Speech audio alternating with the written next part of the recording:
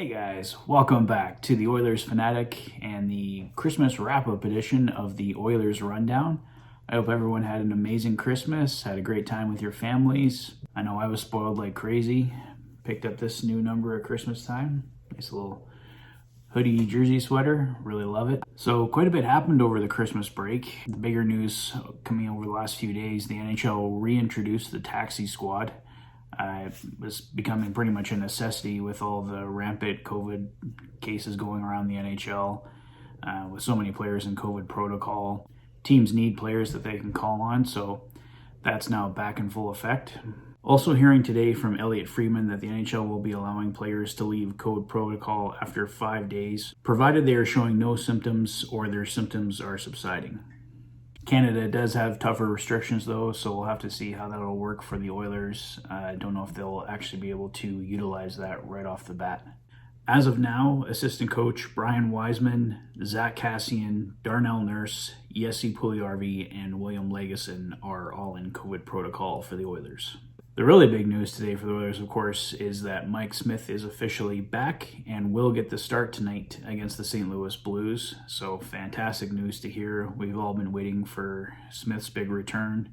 Hopefully he can come back, put in a strong game, get a nice little streak going. The Oilers did manage to put an end to their 6-game losing streak prior to the pause with 2 big wins. So let's hope they can keep that going, and really excited to see Mike Smith and where he's at and what he can do. As a result of Smith's return, Stuart Skinner has been loaned to the Bakersfield Condors. So for the time being, we won't see any more of Stuart Skinner. He will be the starter though for the Bakersfield Condors, so he's still going to get lots of playing time.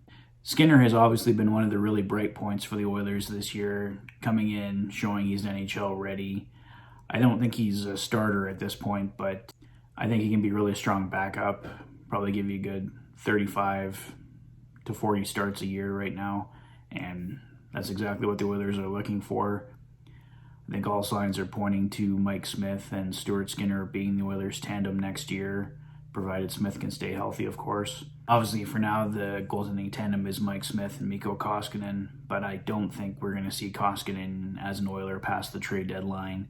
I think he will get moved. His $4.5 million can be used towards another goaltender or addressing another area of need in the roster. So I think we will see a brand new Oilers goaltender here in tandem with Mike Smith following the trade deadline. As of now, Philip Broberg and Ilya Konavolov have been assigned to the Oilers taxi squad. Stuart Skinner wasn't eligible to go on the taxi squad due to the amount of time he's played so far in the NHL. So if people are wondering why Konavolov got the call there over Skinner, that's why Skinner isn't eligible. Personally, I'd rather see Skinner playing the games for Bakersfield anyway, getting him lots of starts, because at this point in his career, you just want him playing as much as possible. So Bakersfield is probably the best place for Skinner at this point in time. Another big player returns tonight for the Oilers. Zach Hyman is officially back from injury. In practice over the past few days, he's been playing on a line with Connor McDavid and Warren Foegele, so needless to say, I'm really excited to see that line and how they perform in a game. I think Connor, Hyman, and Foegele together is a fantastic line, so really excited to see those guys tonight. And of course, Zach Hyman's been one of my new favorite Oilers. Really excited to see him back in the lineup, and hopefully he can start contributing right away.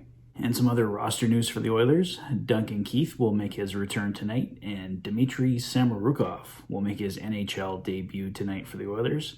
So really excited to see that. Just saw, too, that Louis DeBrusk won't be part of the Oilers broadcast tonight, and Bob Stauffer will work with Jack Michaels on the Sportsnet feed tonight for the Oilers. As of this recording, we don't have the full Oilers lineup for tonight, but I will post that on Twitter and Instagram at Oilers Fanatic YT as soon as we have all that information. Looking at some of the rumors involving the Oilers, Elliotte Friedman did report over the break that he's hearing that it's unlikely that Jakob Chychrun will be heading to the Edmonton Oilers. Personally, I'm really disappointed to hear that. I think Chickerin would be an amazing addition for the Oilers. Playing behind Darnell Nurse in the second pairing, he could bump Duncan Keith down to the third pairing.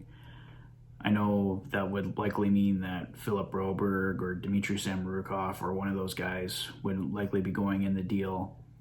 But I think the Oilers are in a position where they can afford to give up one of those guys. Like they have Broberg, Samorukov, Marcus, Niemelainen, like all sitting there ready to jump up. And obviously the Oilers aren't going to be able to put all three of those guys in the lineup. So you're probably going to be moving one of those three guys in a trade. So if I was GM, I would have strongly considered. I know some people don't want the Oilers giving up any of those prospects, and I understand that point of view, but eventually the Oilers got to take some next steps to be a contending team. Like, we got to get something done here in this window with Connor McDavid and Leon Draisaitl. We don't want it to be down where they're down to 1 or 2 years left on their contracts. The Oilers still haven't done anything of significance, right? So yes, you have to develop your prospects, but you also have to look at trades that can help you speed up that process. And I think Jakob Chychrun would have been one of those trades that could have sped up the process for the Oilers, but at this point, it doesn't look like it's going to happen. Just seeing now that looks like the World Juniors here in Edmonton are being canceled outright. Few teams have had to forfeit games now, so it's a real mess. So yeah, just really disappointing news for the World Juniors. Everyone always enjoys watching them. It's a great opportunities for these kids to showcase what they can do, and to have it taken away from them is really disappointing. No two ways about it, so really sad news to hear for the World Juniors. I think that's all the key points for now, guys, that I wanted to go over. I will be back tonight with the Fanatic Rundown following the Oilers and Blues game. Thanks as always, guys, for checking out the channel and for all your support. If this is your first visit to the channel, please consider liking and subscribing for all the latest Oilers content. You've been watching the Oilers Fanatic. Thanks for being a fan. See you tonight, guys. Enjoy the rest of your day. Take care.